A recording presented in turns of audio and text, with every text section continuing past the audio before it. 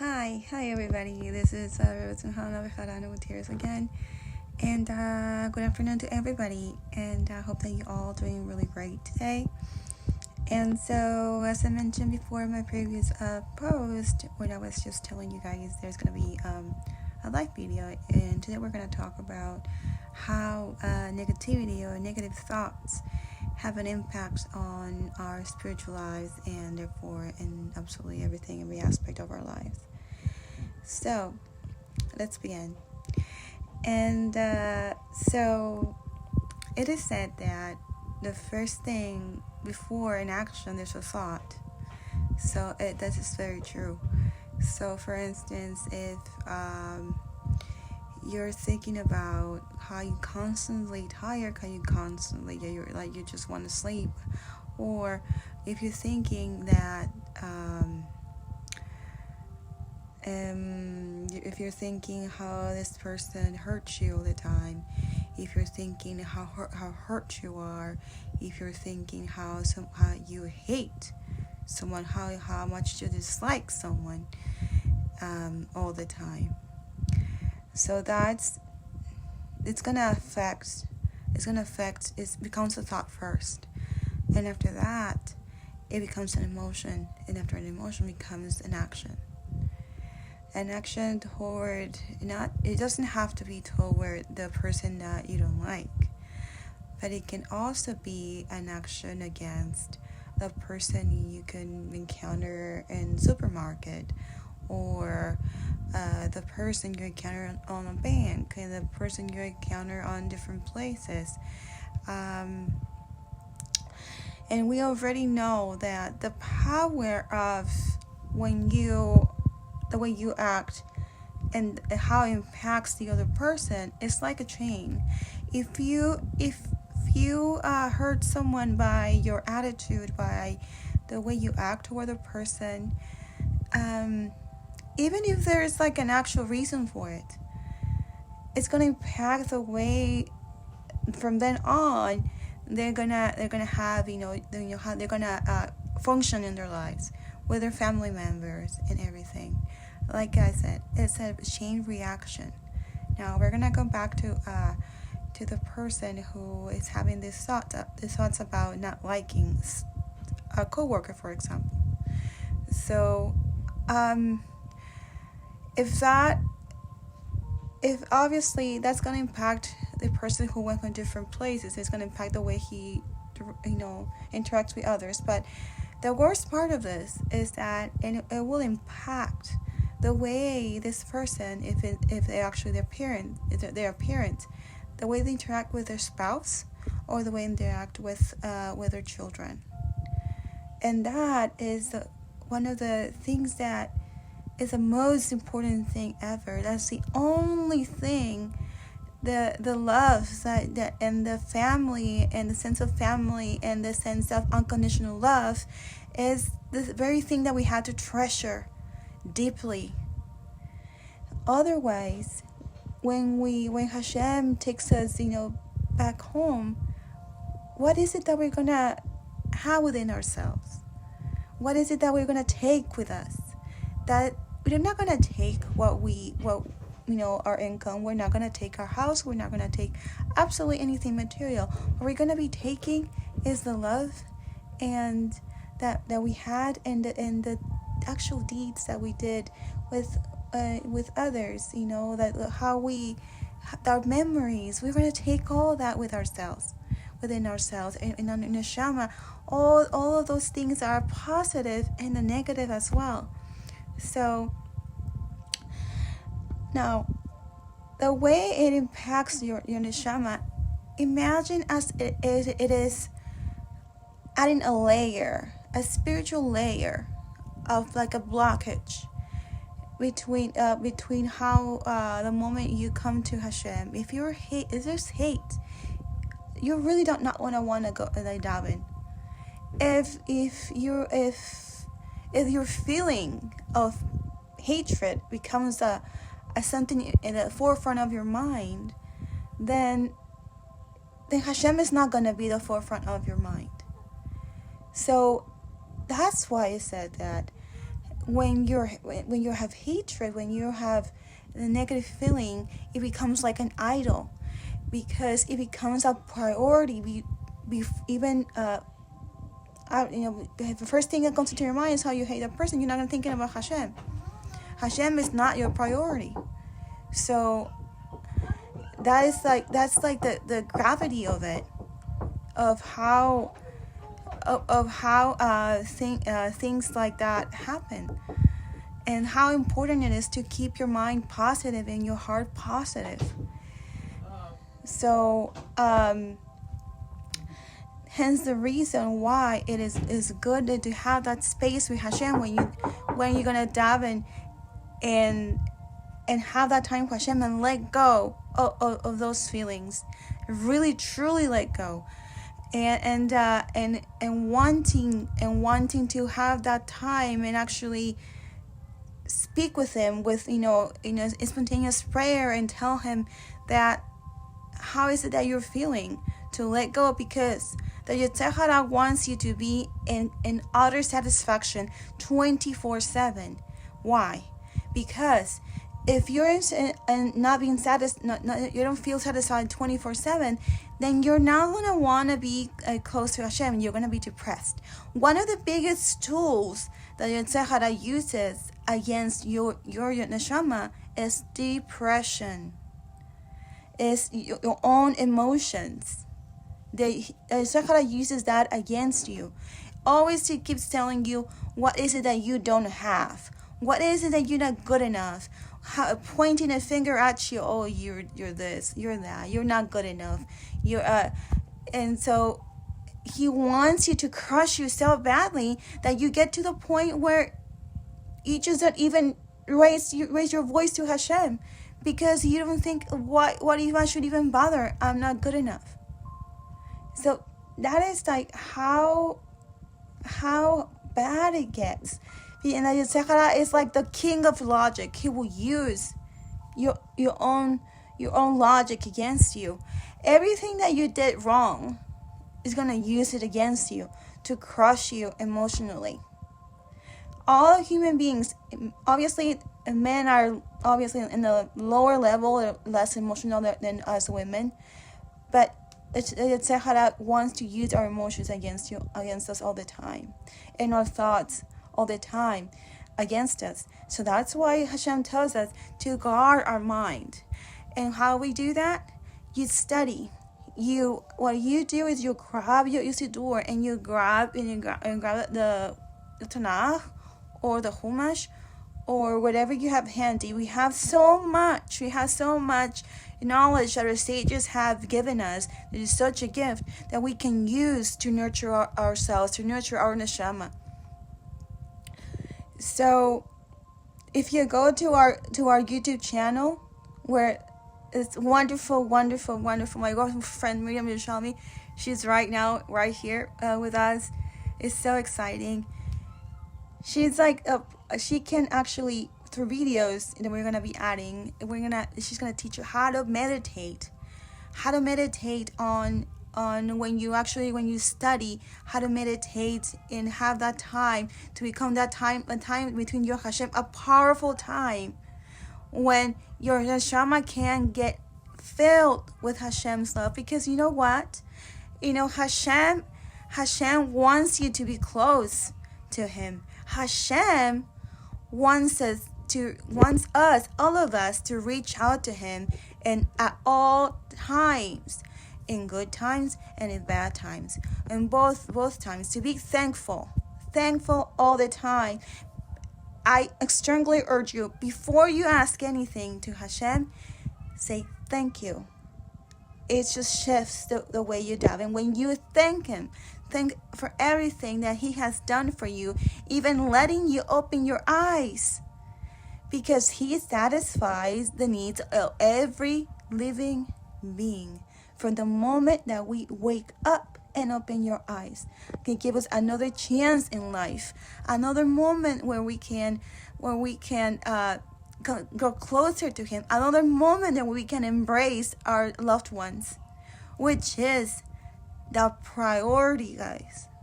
Our families is a priority. is the first place that we should be trying to do tikkun every single day, because we are faulted, including myself. The fact that I'm trying to help others, and I'm if you want to call it spiritual leader, a spiritual leader doesn't mean that you're almighty. Of course not. God forbid.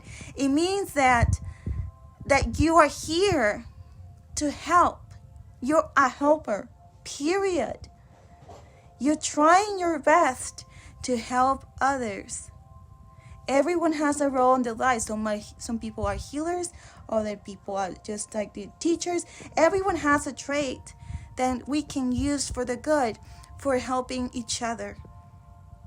So what I do in these videos, I'm doing it only and solely because I want people to heal, because I want to help others with the help of HaShem, of course. I don't do this on my own. Never. I would never do this on my own. I have people like Miriam, who is like an amazing human being, which she has a whole heritage of work. Her work is a miracle for people. And let's go back to what I was talking about. And so I strongly urge you, just grab a notebook and start writing down what you're thankful for. Doesn't matter. even the most mundane thing ever, it doesn't matter. And start writing down exactly what are you thankful for. And you'll see that, I'm telling you, but do this the whole year. And by the time you're done, if the whole year is over, you're going to read it and see, I have so much. Because the world tells you all the time what you're lacking. All the time tells you what you want. What the world wants you to want. And it doesn't focus on what you already have. For example, the world tells you, you need to wear this dress, is amazing. You need this in your life. Oh, you need this. Oh, this restaurant is just open, and you need this in your life. It's trying to instill in you a need for things that are just material, things that just wither away. It doesn't instill in you the idea of instill that time, nurture the time for things that will last forever, like the love between you and your child. That's one of the most treasured things that you should be keeping in your neshama always. That you should be nurturing that time that you can, instead of grabbing your phone, let it go and sit down with your child and talk to him or her about her day. Or spend that time and just make your child, or your mother or your father, if you're a young adult, make them do something special for them. Then make them their favorite dish. I don't know, something.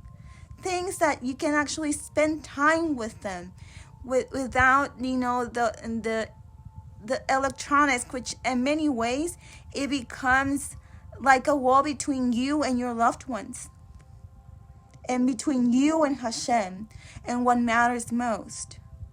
So also the Yetzer Hara uses the outer things to get you away from HaShem, to get you away, to set your priorities on things that are just, they wither away. It's something that causes a small period of satisfaction and a small period of happiness. A happiness that's just superficial. And what matters is to keep inside of you the happiness that only, and I mean only, HaShem can give you. And I will tell you this, because it happened to me. My life, a year ago, my spiritual life a year ago was very different than my spiritual life today. Why? Many of you know, Miriam knows this. We talked about it. A year ago, when I gave birth to my son, my third child, after I gave birth, I actually, my blood pressure went up and I was about to die. My life changed in a blink of an eye. And it set my priorities straight. Hashem did not want me to go through this, but it happened. So it shifts my priorities. The first thing, guys, if you do not have your health, then how is it that you're going to serve Hashem? There is no way that you can function without your health. It is so important that you take care of your body because Hashem gave you that body to take care of it. It is not your own. It is Hashem's. He lent you that body so you can take care of it, and He created you so you can set that journey and go back to Him and learn. So your neshama learns what it needs to learn and grow what it needs to grow. Nobody, and I mean nobody, knows everything, God forbid. We're here to learn. And I urge you, instead of thinking that journey to be as, I have to do this. I have to do this. It's another day. Oh, it's like, I have to go to work. And just, if you keep thinking about it like that, you're not going to enjoy your life. And another aspect of this is what Hashem helps you when you study Torah and you study the halachot and you come close to Him. It gives you the power to control your thoughts and emotions. We can do this. Actually, Miriam taught this, and it was like such an amazing teaching. You can, in everyday life, you can control your emotions. Of course, you can have that control, especially as an adult. You can do that, of course. But the difference lies when it becomes, it's a daily thing, and you have to control yourself all the time, and it becomes so tiresome. It's extremely tiresome, extremely draining. But if you do this with Hashem, if you do this with Torah, and if you do this when Hashem gives you that strength, then it's a whole different ballgame. And so the only way to get the strength, 1, daven. That's, remember, as we talked about before, that's the first brick. 2, study Torah, Tanakh, Midrash. That's the other one. That's the other brick. And I would say the third brick is the decision and the discipline to always keep in mind that you can run to Hashem. You can escape with Hashem and talk to Him and just, if you need to, cry at some point, do it. It's better to do it with Him. He will bring that shalom that you need. He will give it to you because He wants to give it to you. He's a giving Father. He gives us everything around us. People tells us that, well, not people, but I'm saying it is also said that it's instilled in our minds that Hashem is far away. I beg to differ in that sense. And that's one of the things I'm learning with Miriam. Hashem is in absolutely everything that we do. Everything. And He's in everything. He made this world. Hashem made this world. He made every single little thing from the small rock to the grass. Everything. He did absolutely everything. We can see Him there. He's right there with us. Everything that He created, He's right there. He's right there, showing us how much He loves us, how much He wanted to create a beautiful world for us so we can live in, and be thankful to Him. So He wants us to give us. He wants to, Hashem does not really want to see our faults. He wants to help us. He wants to do that. He knows that we're faulted. He wants us. That's why he gave us the Torah, to teach us and protect us and how to lead a life. How to lead a life while also being protected by him. That is such a treasure. Imagine the love that he feels for us, that he gave us a blueprint, if you will, to learn how to live. How wonderful is that? The Tanakh is not just a book. It is the blueprint to protect you, to lead your life, and how you can lead your life. A way to get to know him. Because if you do not know HaShem, if you don't know your father, he's your father. How will we know him? If you don't know him, how are you gonna, communicate? It's just like, for instance, when a father and a daughter, the father, sadly he leaves, or an orphan never met his father, and then the orphan meets him, and the daughter doesn't want to talk to him. She doesn't want to interact with him. So how is that love gonna be? How is that love gonna be? How is it gonna blossom? How is it gonna be nurtured if there's no actual interaction? If there's no actual, getting to know each other part? It works the same way with HaShem. How are we going to know him if you don't understand his halachot, his laws, a way for him to protect us? How are we going to know him if we do not, read the Tanakh? How are we going to know him if we don't daven? How are we going to be protected if we do not daven?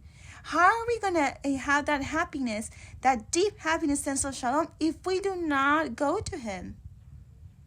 He gave us a way to happiness, but not the happiness that is has been sold to us, like the happiness, the material happiness. The true happiness lies in what HaShem can give you, which is that kind of peace that has no words, that's everlasting. So guys, the way to battle the Yetzer Hara, it's one by davening, studying, and clinging to HaShem. The word cling is telling you that just like a child who he doesn't want the parent to go, and how our children, when they go through that time, they don't want us to go, and they just grab you by the clothes and just don't go, stay. That's exactly the way you need to cling to HaShem.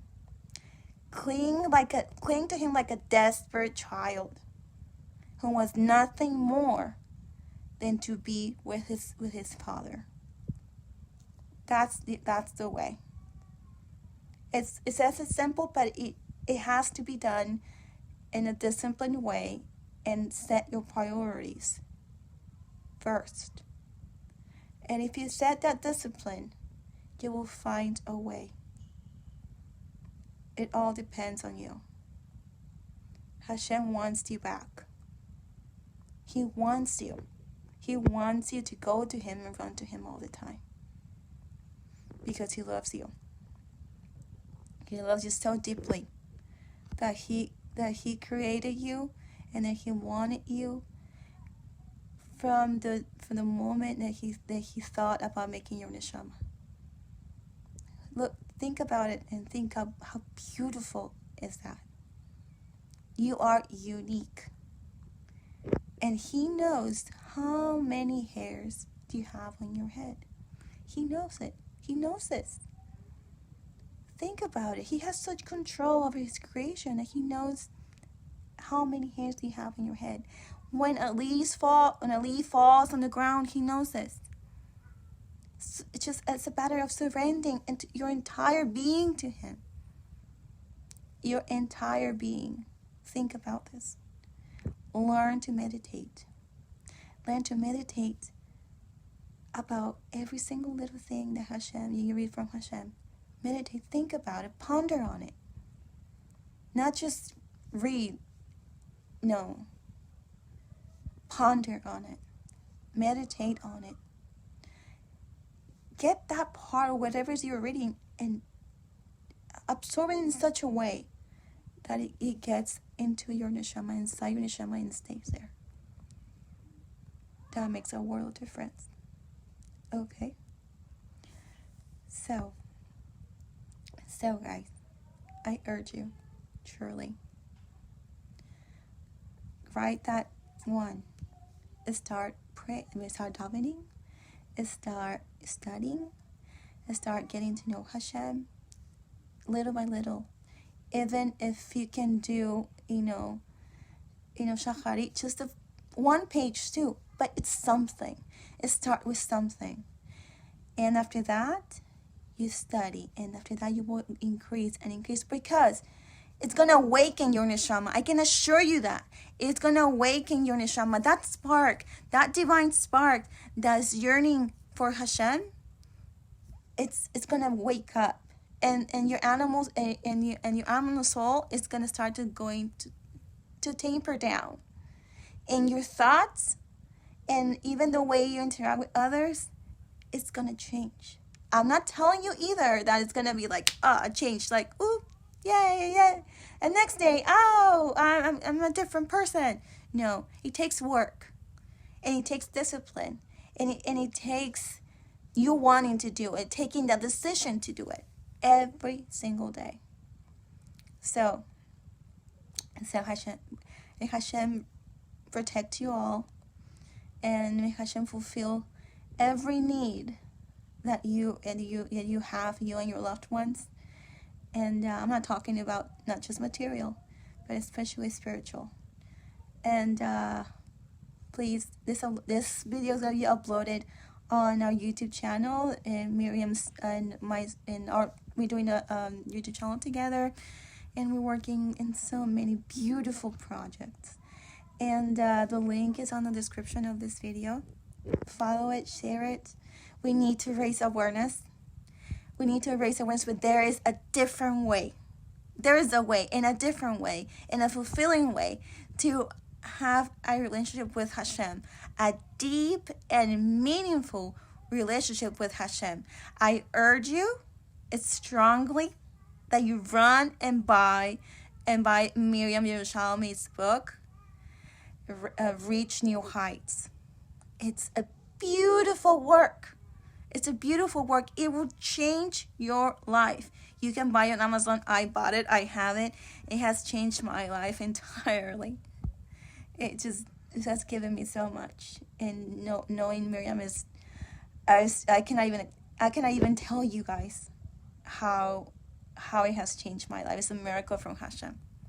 So anyway, guys, I love you all, and really take care. If you need anything, you can always reach me. You can always text me, and I will try my best to answer as soon as possible. Okay, take care, everybody. Love y'all. Okay, may Hashem protect y'all. Bye.